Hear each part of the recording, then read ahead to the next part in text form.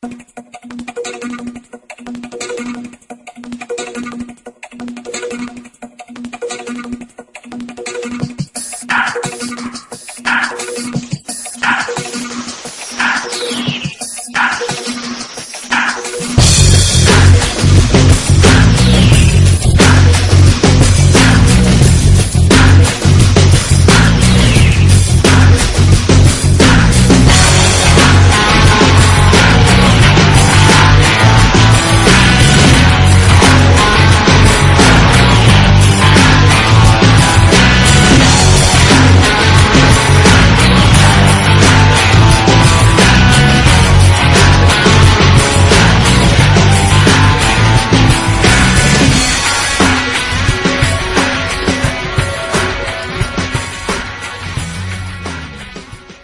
to Rolling Tensions. This is Jason. Today we're doing the review on Lady Blackbird. We just finished up the session, the second session, so we're going to actually sort of do a review of the system and what everybody liked, what everybody didn't like, some stuff they would change, or even just a general experience, all wrapped up into whatever, maybe even some references of stuff. So, my name is Jason. We have Megan, Dave, and Matt. Alright guys, so that was a pretty intense game of Lady Blackbird. I like the system, as I will probably say about most of the games, but even though it's like a very module-like game, well, it looks like it from the outside, it just seems like there's so much that can happen. It's so open-ended and all the players have the power. What do you find about the system, Megan? I like it. I like the steampunk. Yeah? I like that we can all sort of be DMs a little bit. That's cool. But as a system as a whole, how do you find it, like the way that the rule system works? Yeah, I like the dice, except that we lose them when we win. That kind of pisses. Like when you put them from the dice pool, you mean? Yeah, but yeah, I like the dice system on the whole. Yeah, it's pretty simple, really. Yeah. Dave, what do you think about the? I think it's pretty good. I mean, even before when you and I were speaking, my issue or my concern at the time was that it was going to be too much like an old school TR D&D module, and it's the opposite. It's very free flowing. I would like to see more of would be more background information as to actual Job. But I think he did that almost on purpose.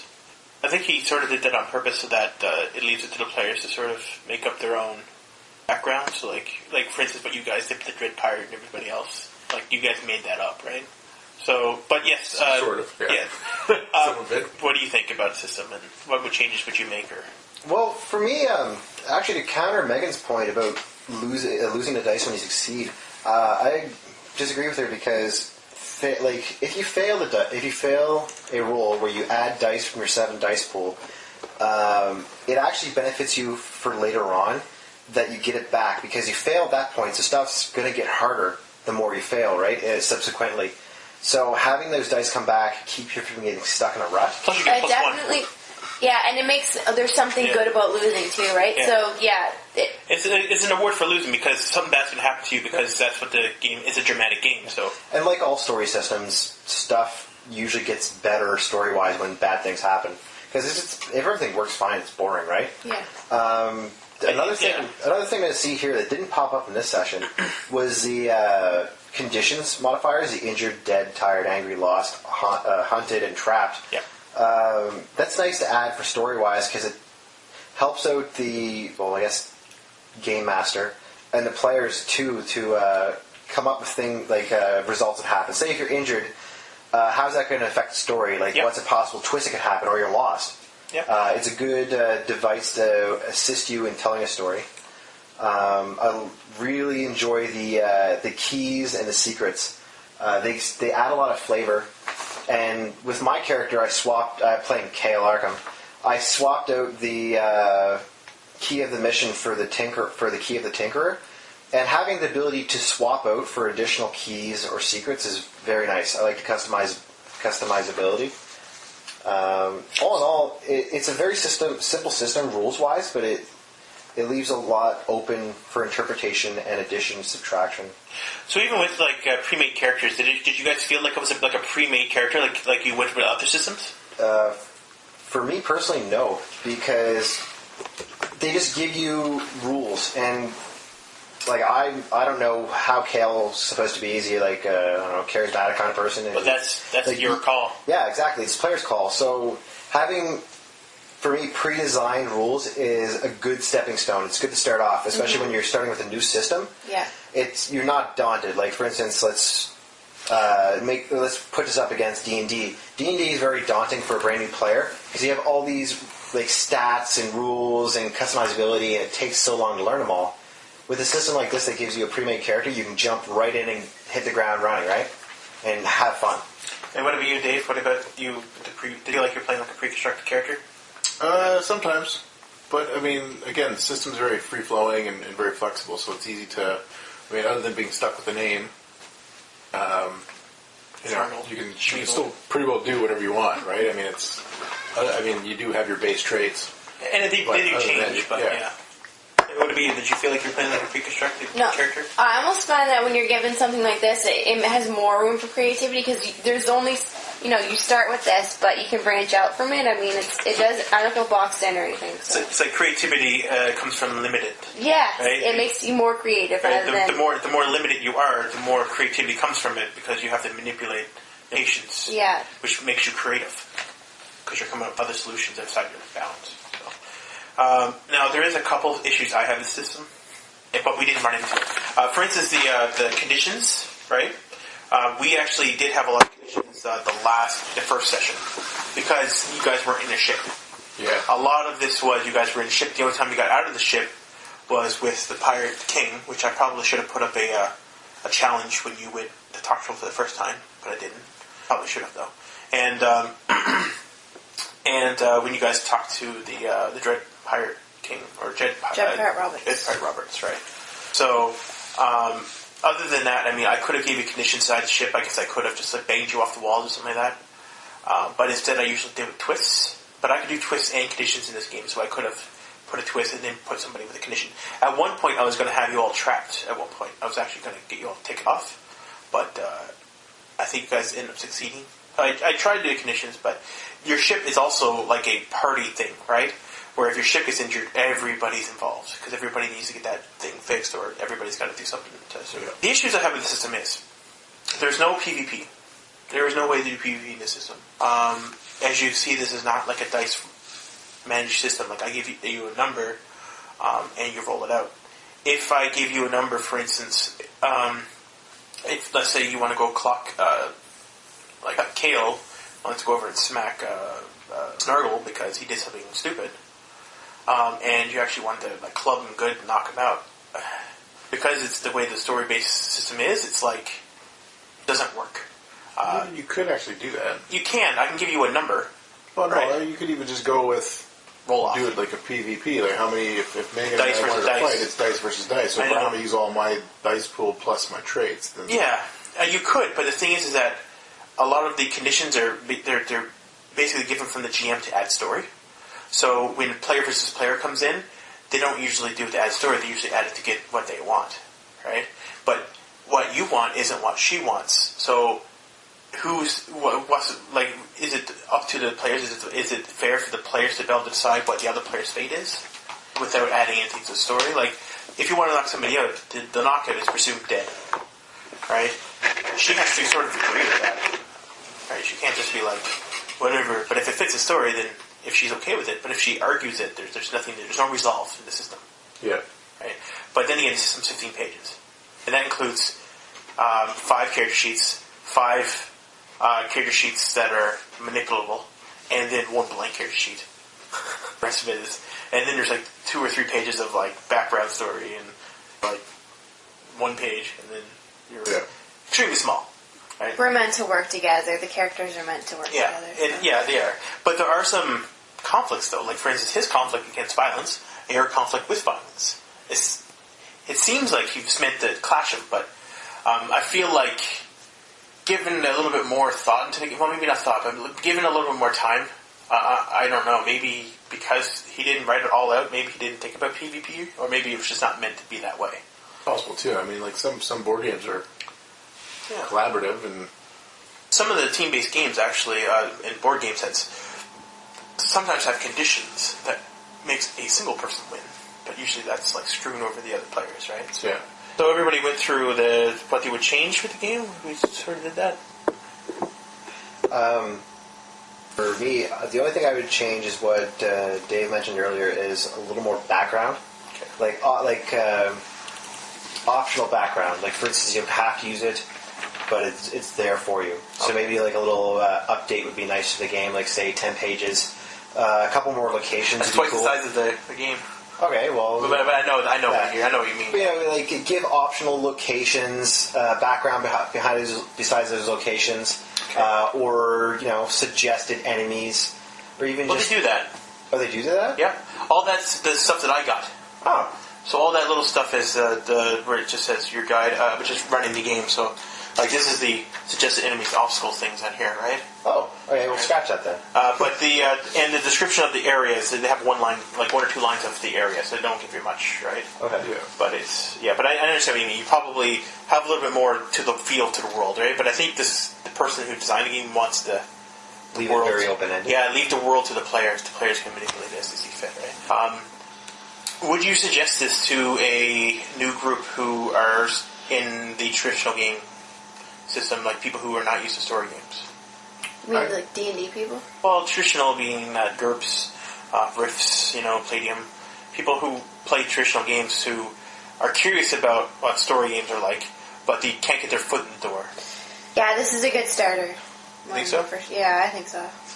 Yeah, I think it's one of those games where it's probably a good game to start off with anybody who's a beginning role player.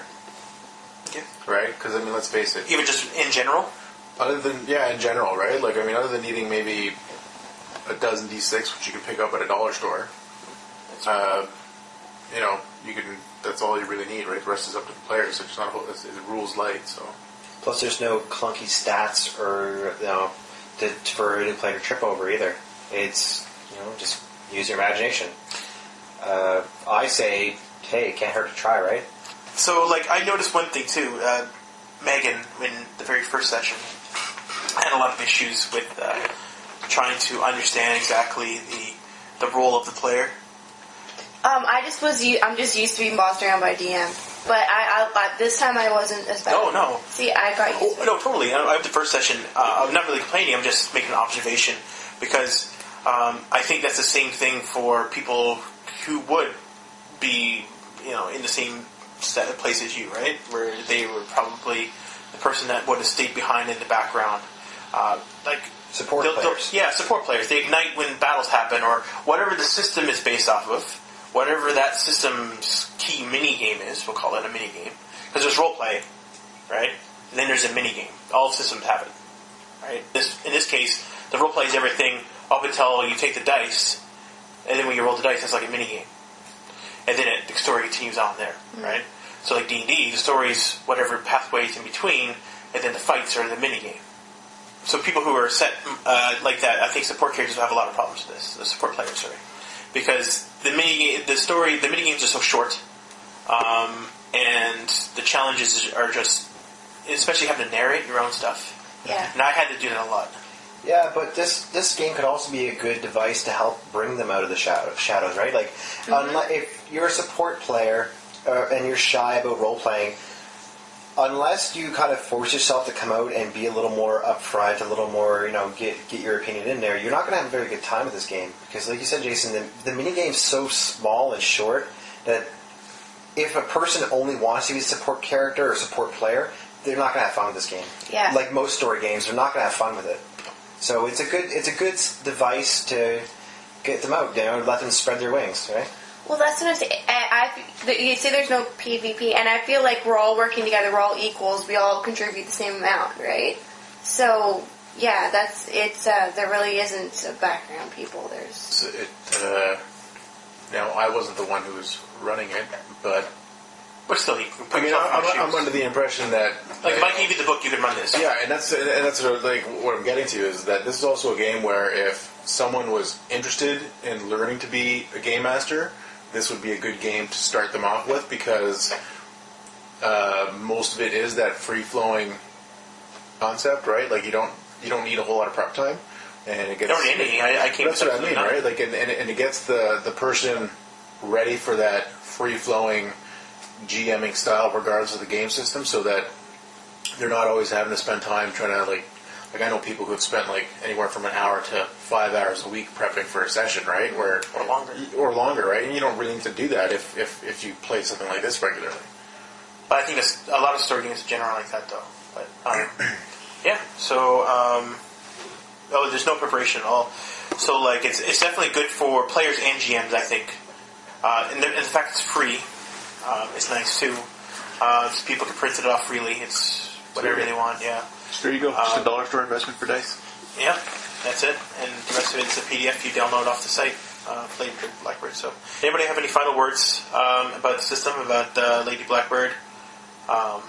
Anything about it? Okay, you're talking about what we could change. Yep. And it pissed me off that you can only use from one trait when you're rolling. Because, like, if you're a real... let's just say you're a real person, and you can use more than one of your qualities to carry out a task, right? But when you're rolling, you can't. So it kind of limits you that way. I think it's more of a gamisphere. Like, it's more of like a... It does that because it wants to be a game, too. Okay. Right? So it's not trying to imitate life. It's not trying to be like a simulation game. It's still a game. So it's sort of like we want to put sort of limitations on you to make you think. To make you want to use that dice pool. Because if you don't have to use that dice pool, then you don't feel like you're really having to sacrifice anything. Yeah, no, there's no risk. Yeah. There's not much risk. Right? Because these are not risk factors at all. These are the free dice. And then your actual dice pool is sort of like, oh shit, I'm down to 3 dice. Anybody want to help me? Right? So and then you're involving other people into the story of your action, which means that their now could be affected by your. Maybe if there's just more variety. Oh, there will be. Here's another thing. I guess I should have brought up. Shit, I didn't think. Longevity. What do you think? The game. Sorry, you guys didn't get to see this very much, but the game only gives you these obstacles. Yeah. Right. Of course, longevity. So, like, in the long run, let's say we played this for like 12 or 13 sessions.